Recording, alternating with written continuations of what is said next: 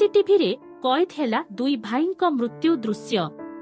हस मजारे कथा हेउथांती जणे अन्य जनक उपरे आउची पड़ंती आउ तापरे दुहिंको कोळेई निये भयंकर मृत्यु। दुई भाई खुशी रे कथा हेउथिले जणे अन्य जनक कांधरे हाथ पकेई छिड़ा होइथिले एवं मन खुशी रे हसुथिले, किंतु जानि नथिले मृत्यु तांको पछरे सेमानंकु अपेक्षा करिछि। आउ हठात खुशी रे गद गद हेउथिबा दुई भाईंकु काळ ग्रासिबो। काळ हेला नालीपाणी मद पी कुओ पाखे बसी कथा हेउथिले दुई भाई। आउ तापरे जाहा हेला देखंतु दुई भाईंको मृत्युर लाइव दृश्य।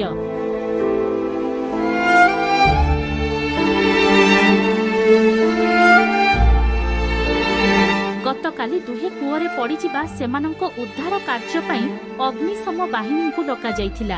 अग्निशम बाहिनी द्वारा दुई जनंकु उद्धार करा जाई सभे सभे हॉस्पिटल रे भर्ती करा जाइथिला, हेले डाक्टर उभयंकु मृत्यु घोषणा करिसेंती। सोमानंक मृत्युर एही करुण दृश्य सेठारे थिबा सीसीटीवी रे कैद होई जाइथिला।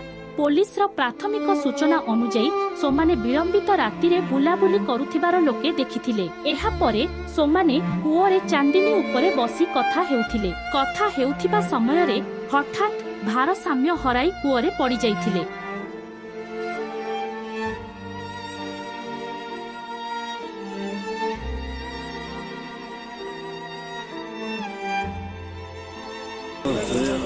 पचास वर्ष पुअर केते वर्ष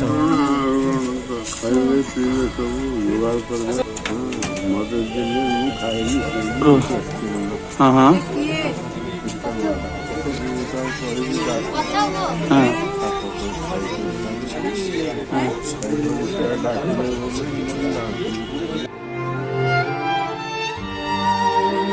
दुई भाईंकर एपरी एक मृत्यु देखि पुलिस अनुमान करुछि कि सेमाने निशासक्त थिले, जेउथिपाई कुओ चांदिनी रे बसिथिबा समय रे भारसाम्य हराई तळकु गळी पड़िथिले। एबेका समय रे सेही अंचल रे दुई भाईंक मृत्यु परे शोकरे छाया खेली जाइछि।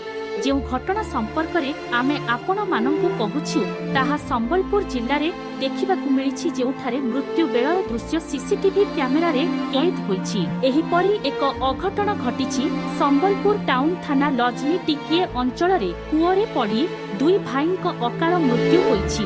मृतक हेले साहू कॉलोनी रो सुनील त्रिपाठी और सुशील त्रिपाठी, जहांक बयस 30 वर्ष आउ 25 वर्ष।